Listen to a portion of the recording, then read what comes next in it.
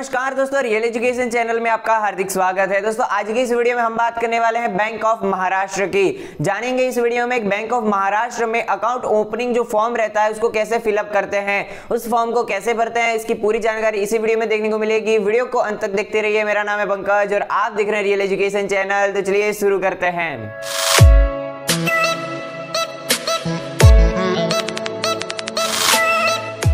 जैसा कि दोस्तों आप सब देख सकते हैं, मेरे पास ये जो बैंक ऑफ महाराष्ट्र का अकाउंट ओपनिंग फॉर्म है ये कुछ इस तरीके का दिखता है और सभी के पास जो भी अकाउंट का ओपनिंग फॉर्म रहता है वो इसी तरीके का दिखता है। अब यहाँ पे हम देखें तो कुछ चीज़ें लिखी गई है। सबसे ऊपर यहाँ पे बैंक ऑफ महाराष्ट्र का लोगो दिया गया है और साथ ही साथ यहाँ पे लिखा है एक परिवार एक बैंक। फिर यहाँ पे नीचे इनके हेड ऑफिस का नंबर दिया गया है, एड्रेस दिया गया है और सबसे ऊपर यहाँ पे लिखा है अपना CIF नंबर 1, CIF नंबर 2 और अकाउंट नंबर लिखें। तो उनको मैं बताना चाहता हूँ हम अपना जो अकाउंट है वो खोल रहे हैं, इसलिए हमें ये लिखने की जरूरत नहीं है।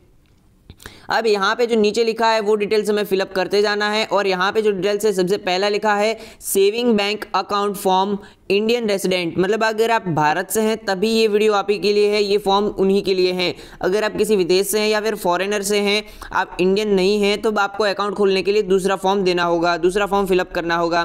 फिर यहाँ पे देखते यहाँ पे लिखा है, यहाँ पे सबसे पहले क्या लिखा है देख लेते हैं। सबसे पहले लिखा है I we request to open my our deposit account with your branch. यहाँ पे आपको अपने ब्रांच का नाम लिख लेना है। आपकी जो भी ब्रांच है उसका नाम लिख लीजिए। आपकी ब्रांच का नाम लिखने के बाद में यहाँ पे ध्यान रहे, ये जो अकाउंट है दो फॉर्म के लिए, मतलब अगर आप जो लोग मिलके अकाउंट खोलना चाहते हैं, जॉइंट अकाउंट ओपन करवाना चाहते हैं, तब भी ये आप ही के लिए है।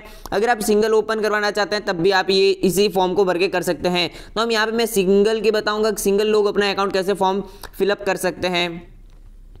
अब हमें सिंगल अकाउंट ओपन करवाना है। सबसे पहले यहाँ पे लिखा है हमें ब्रांच लिख लेनी है। ब्रांच लिखने के बाद में यहाँ पे लिखा है आप किस टाइप का अकाउंट खुलवाना चाहते हैं। हम यहाँ पे सेविंग के ऊपर क्लिक कर देंगे।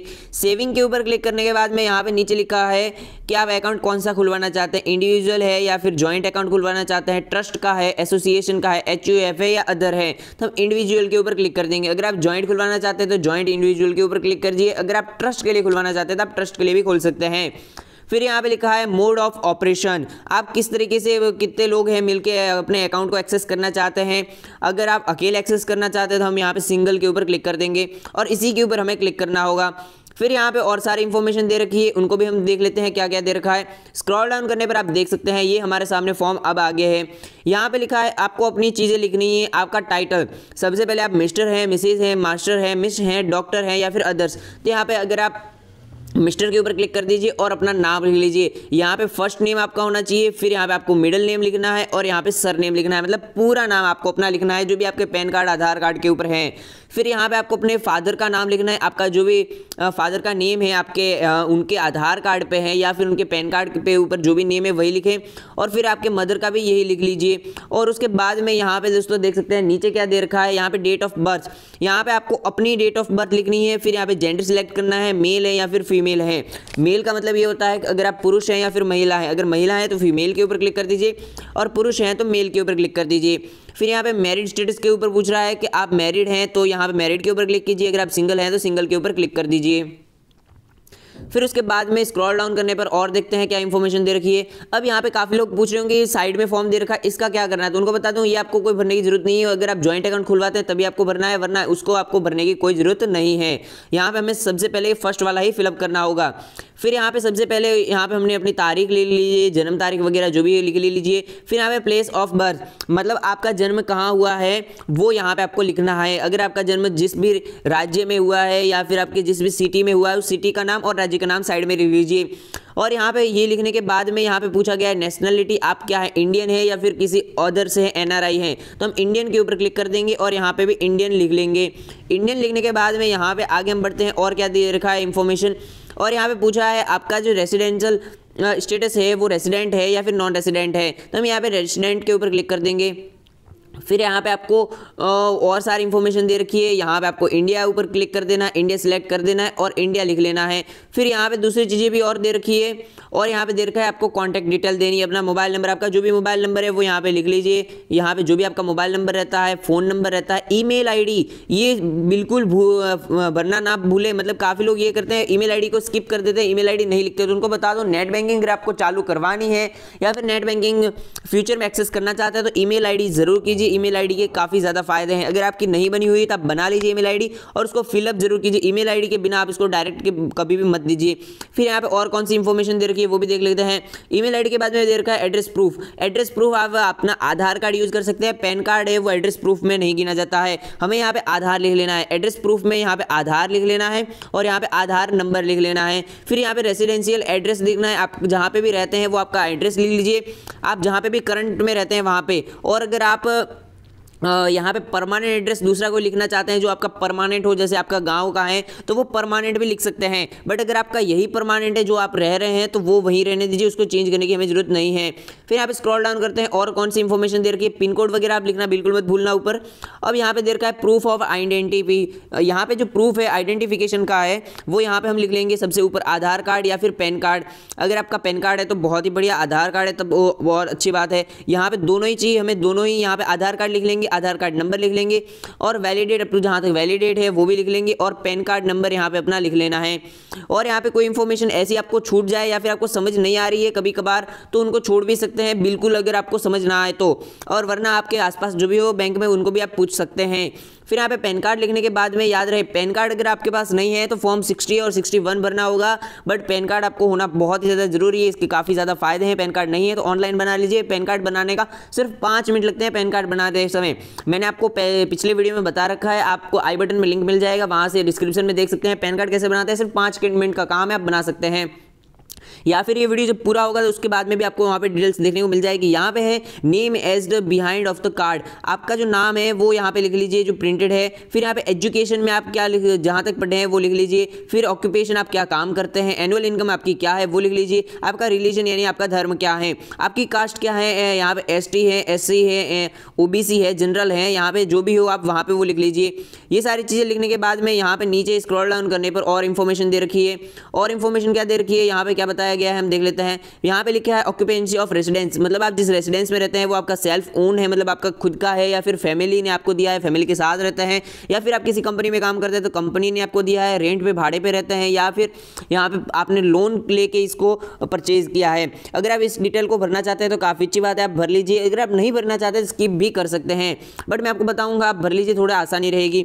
फिर यहाँ पे और सारी चीज़ें दे रखी है, ये दे रखा है, इसको भरने की हमें कोई ज़रूरत नहीं है, ये एग्जिस्टिंग होल्डर्स के लिए है, जो एग्जिस्टिंग पहले से अकाउंट है उनका वही है। अब यहाँ पे और बात कर लेते हैं आगे क्या दे रखा है। आगे हम स्क्रॉल डाउन करने पर हमें और इन्फॉर्मेशन दे रखी है।